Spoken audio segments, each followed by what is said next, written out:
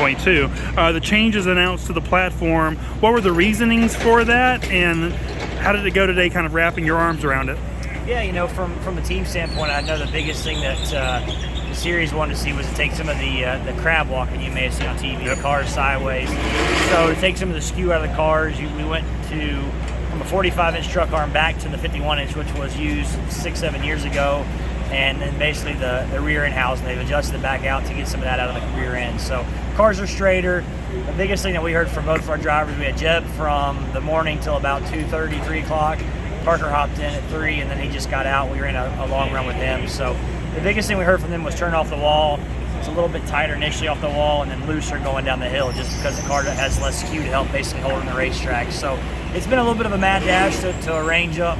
We're a new team still on the Xfinity Series, so we didn't have stuff that we can pull out of the warehouse from 6-7 years ago. So finding 51-inch truck arms, getting them made, building new rear end housing to fit the new rules. So we've been working pretty diligently on that stuff, and this car we had today is actually one of our backup cars for the West Coast Swing, and was actually really, really pleased. We were able to overhaul and throw some pretty big things at it to try on the car today, and every time we did something, the drivers really liked the direction it went in. So it's really encouraging when you can do things like that and not chase your tail, make things that are effective.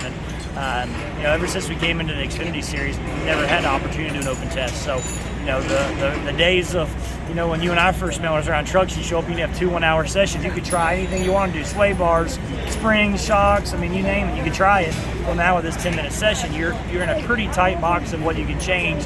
So it definitely has its pros and cons. But today was a big day. I mean, we changed rear spring sway bars, helixes, springs, sway bar arms, big track bar adjustments, a couple things on the truck arms. So I mean, we did try a lot of things today. And it's just kind of building a notebook. We had the Motec system on the car today to help continue evaluate our sim program we've been working on, add a little bit more depth to that, make it a little bit better. So, it's still I got to do a check to think that I've got engineers working on our team now, which is a pretty cool reality. But it's cool to see the team continue to grow, and us with the expansion from 1 to 2 teams is big on a lot of fronts because it allows us to have more smart people in the building at the end of the day. It's allowed us to bring in Josh Graham, came over from Hendrick. He'll crew chief at 31. Shane Whitbeck's back with us. He'll crew chief at 27. So 2 really smart guys between those 2, and all the teams that have come with them. So it's exciting to continue to see and grow, and to have an opportunity like today to just trial and error, just try things and see what it does. So really, really productive day for us overall. Is it one of those catch-22 situations where it's like NASCAR says they want to try to take away some of the advantage teams had found, gaining that side force and down force, to get a team like yours closer to the front, but at the same time, you guys are having to get new inventory too. So that's kind of the trade-off there, right? It is, and we're all in the same box.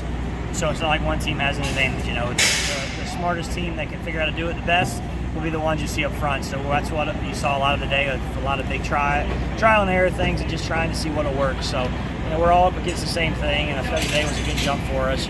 We'll continue to go down the path of using RCR chassis again this year, running the ECR engines, and we're still working to figure out a lot of things on our own. So to be able to kind of develop our own sim and go down that path, we've got a measuring arm in our shop. We've been measuring our chassis, measuring parts, going through a lot of that stuff. So again, just trying to build that notebook. We're still always trying to build that notebook, and with a new change, you got to pivot and make it better and figure out what it's going to take. And it was kind of cool and interesting to see what path both drivers went down. They both went down different paths of what they liked. So today was good for us to be able to show up in California with different setups for both those guys, kind of fine tune what each one likes. So I really am excited about that, and was encouraged by the speed both drivers had today, the consistency, the raw speed they had. So it's a great way for us to start off 2023 on a good solid footing. Last one for you. How much are you going to get behind the wheel this year?